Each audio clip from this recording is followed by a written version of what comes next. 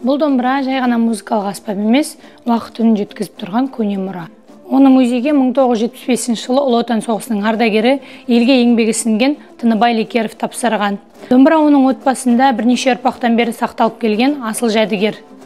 Тыныбай ақсақалға домбыра әкесі Лекерден, әкесіне оның әкесі Маймақтан берілген. Бұл домбыраны әкесі Лекерден үйреніп тартқан екен.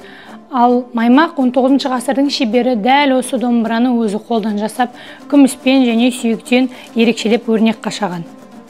Домбыраның мойны мен шанағы сүйекпен және күміспен қапталып, көмкеріліп, Батыс Қазақстан өңіріне тән стильде жасалған. Жалпы бұндай домбыраны күйші, жыршыларға ғана емес, сонымен қатар елге танымал, елге сыйлы болған белгілі ру басыларына, қол басшыларға арналған сыйлық ретінде жасап отырған. Яғни бұл статус пен өнердің тоғысқан тұсы.